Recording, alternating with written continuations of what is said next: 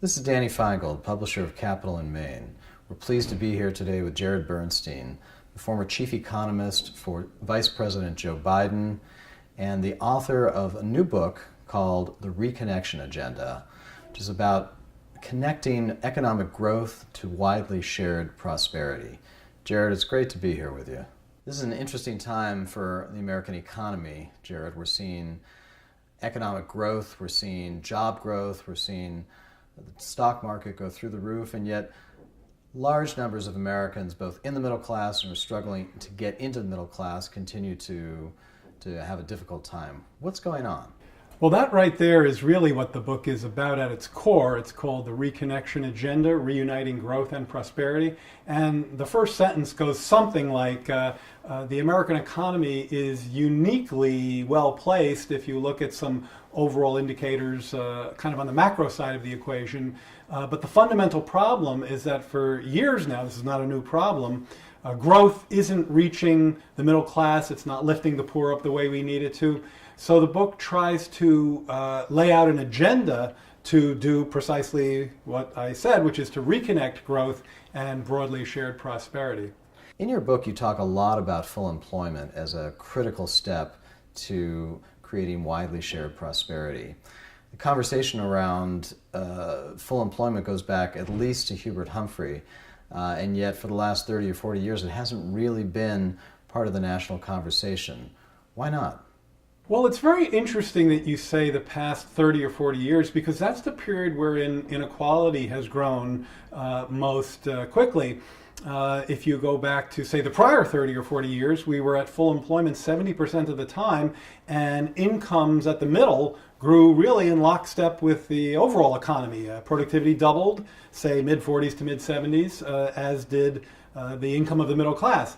Then you move to the period of growing inequality, and we've had growth, somewhat slower, but still, I mean, productivity has doubled since then, and yet middle class incomes are up maybe 15%, something like that, over 30 plus years.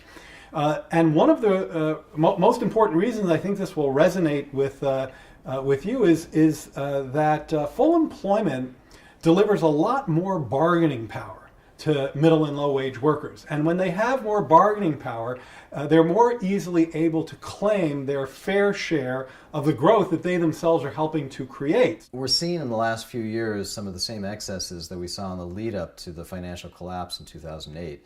Do you think we're in danger of seeing another collapse? Not imminently, but the answer is yes. I mean, we have had, in the book I call it the economic shampoo cycle. Bubble, bust, repeat. That's characterized the U.S. economy in terms of our macroeconomic business cycle now for 3 or 4 cycles. So that is pretty embedded. Let me connect this to the full employment for a second. And by the way, to be clear, I haven't said this yet, what do we mean by full employment, right? Because not everybody knows what those words mean. A very, very tight matchup between the number of people looking for work and the number of jobs. It's that simple. As an unemployment rate, it might translate into something like 4%, but it's certainly lower than a lower unemployment rate than we have now. The connection between financial market instability and the full employment agenda I'm talking about, this idea of persistently tight labor markets, giving people a chance to benefit from the growth that they're helping to produce, is that these bubbles and busts are the enemy of staying at full employment. And example number one is the current expansion. It's taken us 5.5 years to get where we are today just to shake off the impact of the last financial bust. So if we don't keep our financial markets on the rails, it's going to wipe out the benefits of full employment as soon as we get there. So the first way I want to get to full employment is basically for the private sector to create as many jobs as I think it can, which is a lot more than we have right now. Once that's done, even at full employment, there are going to be a number of people who face discrimination, people who have criminal records, people who have been, for one reason or another, unable to get into the job market, who aren't going to be able to find jobs. And for those folks, I think we need direct job creation. And that does involve a government role as the employer of last resort. And let me say a word about that. It is widely accepted, and we've seen it recently in our lifetimes, that when credit markets fail, when they implode as they did, that the Federal Reserve is the lender of last resort. When the banking sector shuts down, the Federal Reserve is the lender of last resort. Well, when the private sector economy doesn't create ample quantity of jobs, doesn't create enough jobs, then it seems to me a very good rationale for the federal government to be the employer of last resort. And if the private sector can't do it on its own, then I think there's a great rationale for the government to pick up the slack. Going back to 2009, you were at the table with the newly elected President Obama, Vice President Joe Biden.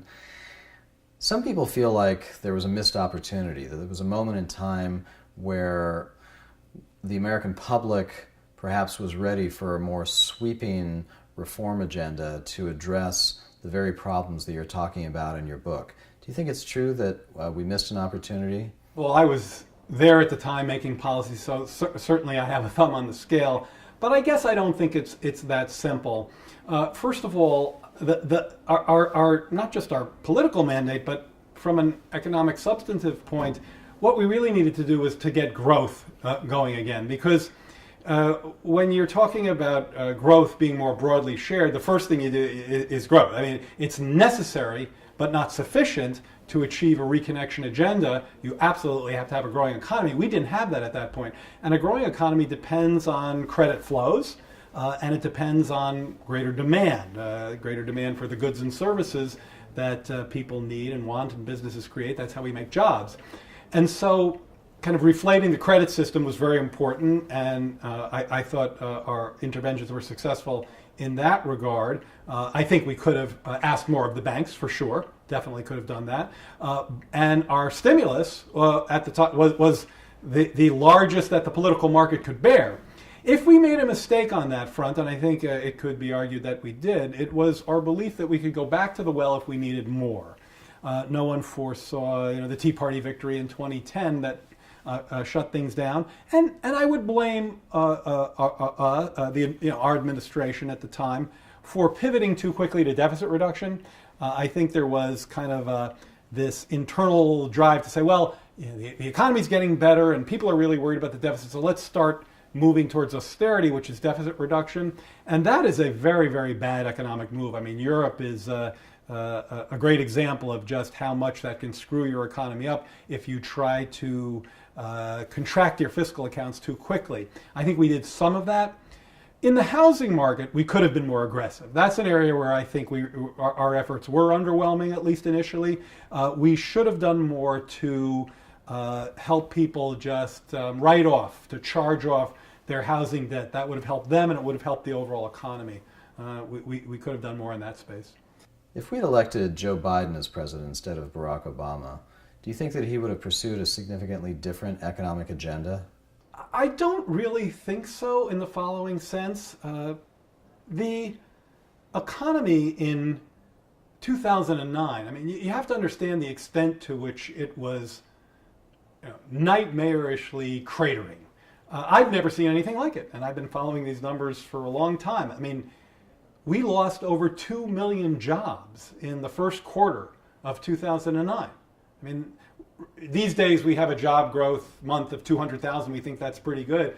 We were losing over 700,000 jobs a month in the first quarter of 2009. That is an absolute emergency. And so at that point, you're not thinking so much about how can we lift up the middle class. You're thinking, how can we get the economy growing again? It's very much a macro question. Whether Joe Biden would have fought harder for the middle class versus Barack Obama is hard to say. I think whenever you talk about what the president did, you have to have a very, very large asterisk there, because he tried to do a lot more than he was able to do, and was just tremendously blocked because of a level of opposition that many of us had never seen before. Even that, and here I give President Obama a lot of credit, even with that opposition, he's been able to do a lot through rule changes, executive orders, these kinds of administrative actions he's taken, and the other side is very, very deeply pissed off about it, but I give him credit for fighting for working people that way. I mean, I'm saying a lot of positive things about the president. I used to work for him. I like him. I think he's a great politician and going to go down as a very important president.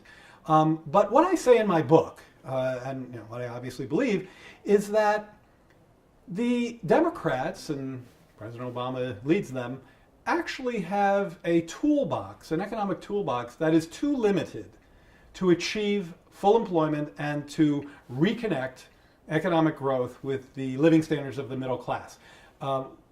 The things that we did worked, I think, quite well, but they are inherently limited because we're not willing to intervene deeply enough into the economy in ways that would reconnect, as I've been stressing. And on trade, that's a great example. I think that most Democrats and Republicans just think globalization good, trade good. And in my book, I say that's true. I think globalization is a positive force. But you have to look at the American record and the extent to which people have been hurt here. Working people, the middle class, have been hurt by not trade, but trade deficits. The fact that we have, in essence, been losing a battle on this issue and buying much more from abroad than we're selling. And one of the main reasons that happens, I go through in the book, is because some of the people with whom we trade manipulate currencies to get an edge on us. And I won't go into the details. I do that in the book, and it's I think a pretty important and coherent story. By the way, little aside here. Ben Bernanke, who happens to be a Republican, led the federal. I don't think people think of him as a radical guy. Has almost precisely the same analysis on this issue. And so when the president talks about this TPP trade agreement and the White House refuses to have a chapter on enforceable currency disciplines, I think it's a huge missed opportunity, and I say so extensively in the book. Well, if Hillary Clinton is elected president, do you think that she will pursue an agenda, reach more deeply into the economic toolkit that you speak of to really address the lack of broadly shared prosperity that you write about in your book? Well, I don't think anyone knows the answer to it. I wrote my book because I want these issues to be very much debated in the campaign, and if I'm successful, they will be. My interactions with Ms. Clinton, which have been minimal, but I have talked to her, suggest that she understands a lot of this stuff. I don't know how deeply she would go into the toolbox, but I can tell you from conversations I've had with her that she understands the extent to which not just trade, but as I said before, persistent, 30 years of large trade deficits have been so problematic, and these trade agreements haven't really helped. And I think she knows that. So we'll have to see. But my sense, listening to her and looking at some of the policies she's surfaced, including, by the way, balancing work and family. She's already talked about that. That's big for her. I think that's in the book as part of the solution. I'm perhaps more optimistic than the average progressive on this issue. Do you see any candidates, either declared candidates or potential candidates on either the Republican or the Democratic side, who might in fact embrace some of the agenda that you outline in your book to connect growth to prosperity? I actually take a great deal of solace in the fact that Republicans, all of them, are talking about this disconnect issue. Marco Rubio, Jeb Bush, when he was in for a couple of weeks there, Mitt Romney, who, if you recall, when he was running for president, said inequality should only be talked about in quiet rooms. He was very, looked at it as class warfare. Well, now these folks are servicing the issue. The question is, are they lip syncing or are they singing? And what you have to listen for is, do they have, in my words, a real reconnection agenda, or is it just, I'm now talking about middle class stagnation, wage problems, inequality, poverty, and that's why we should cut taxes on rich people and close down the EPA and do all the things, the deregulation, all the things they wanted to do anyway, if it's just, that's what I call lip syncing.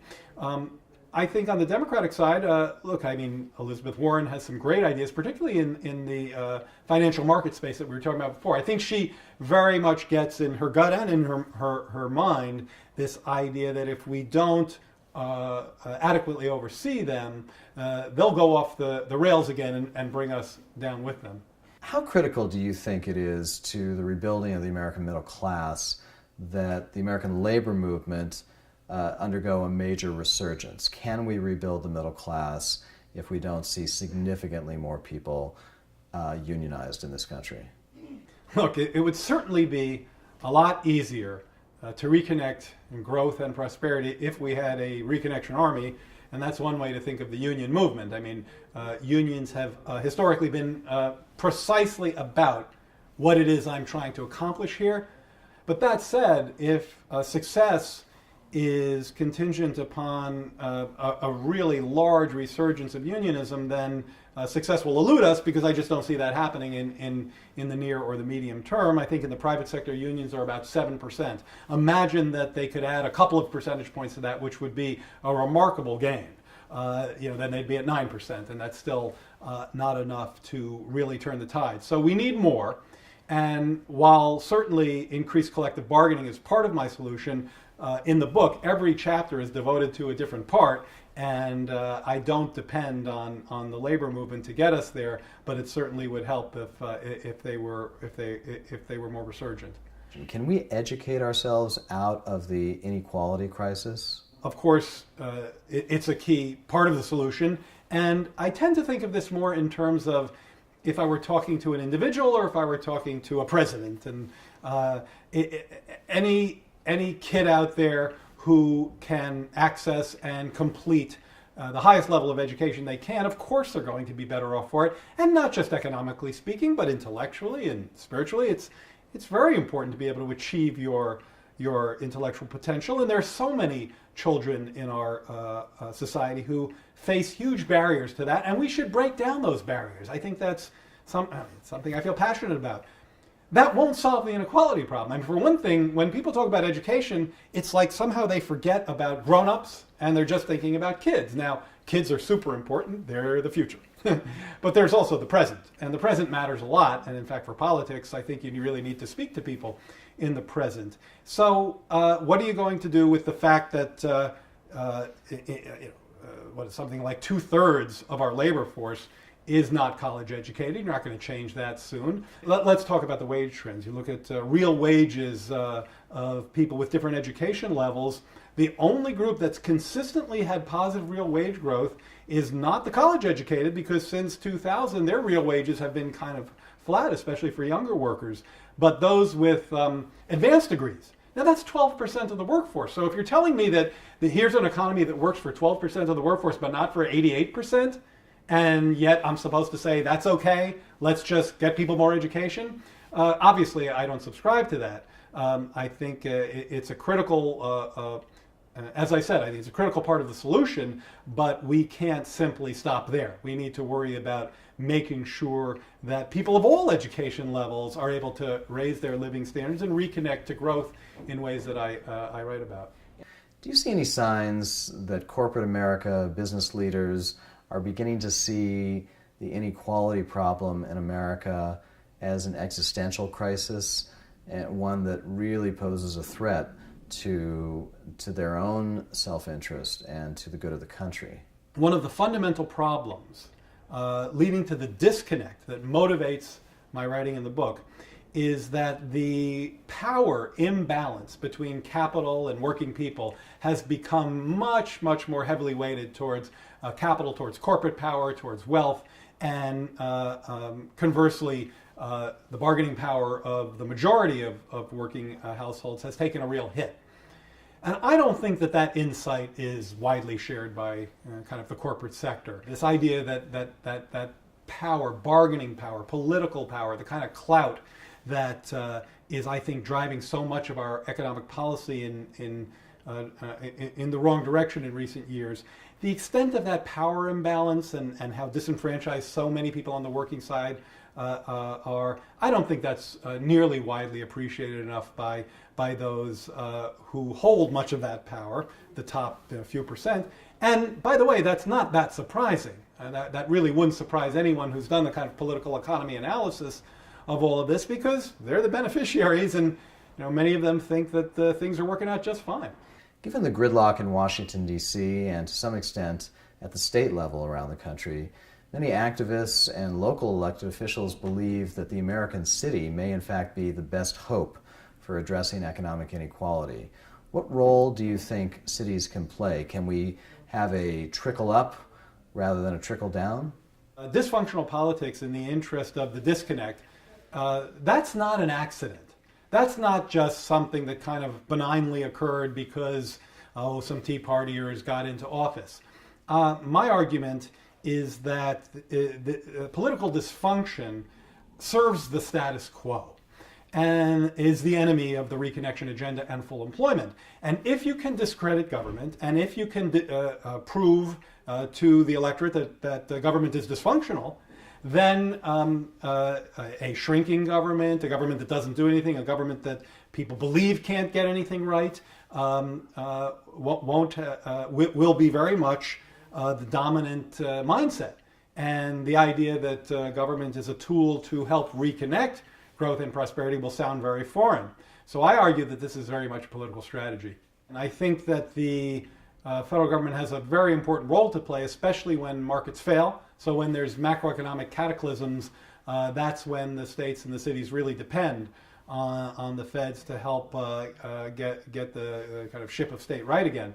But when we're into an expansion like the current one, the economy's growing, and the federal sector is kind of shut down with dysfunction, there's very much an opportunity for states and cities to take the kinds of corrective interventions that you see in various places, the minimum wage being the most obvious. But I've seen I go through this in the book. I devote a chapter to this. I talk about infrastructure investments. I talk about work-family balance ideas. I talk about public-private partnerships. There are lots of ways in which cities can help rebalance the power between, say, capital and working people that the federal government is just not doing much of at all.